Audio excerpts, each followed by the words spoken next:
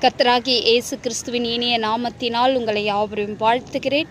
பிரியமானவர்களை, இந்த நாளில் நாம் கர்த்தருடைய வார்த்தையை நாம் தியானிப்போமானால் 1 தீமோத்தேயுவின் புத்தகம் 1ஆம் அதிகாரம் 7வது வசனம் சொல்கிறது, தேவன் நமக்கு பயமுள்ள ஆவியை கொடாமலும் பலமும் அன்பும் தெளிந்த புத்தியுமுள்ள ஆவியை கொடுத்திருக்கிறார் என்று சொல்லப்படுகிறது.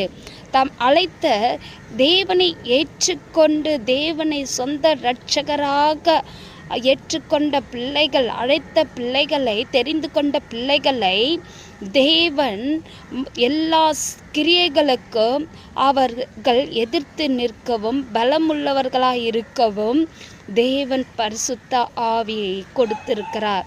பிரியமானவர்களே, பலமுள்ள ஆவியை உங்களுக்கு கொடுத்திருக்கிறார். நீங்கள் எதை குறித்தும் பயப்படாமல் நீங்கள் பலமுள்ளவர்களாய் அவைகளை எதிர்த்து நிற்கக்கூடிய பலனை உங்களுக்கு கர்த்தர் கொடுத்திருக்கிறார். அன்பும் தெளிந்த புத்தி, எல்லா காரியங்களிலும் தெளிந்த முடிவு, ஒரு உறுதியான முடிவு எடுப்பதற்குரிய தெளிந்த புத்தியும் ஆவியும் கொடுத்திருக்கிறார் என்று சொல்லப்படுகிறது.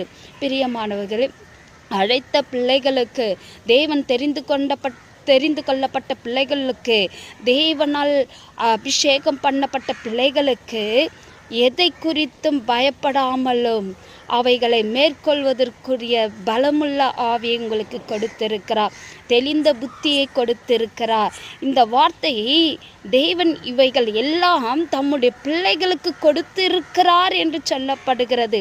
இதை நீங்கள் உபயோகப்படுத்தும் போது, தேவனுடைய நாமத்தை கொண்டு நீங்கள் அறிக்கையிடும் போது அவைகள் உங்கள் மத்தியில் செயல்படுகிறதாய் காணப்படுகிறது. இந்த வார்த்தை உங்களுக்கு ஆசீர்வாதமாய் இருப்பதாக இயேசுவின் நாமத்தினால் உங்களை வாழ்த்துகிறேன். ஆமென்.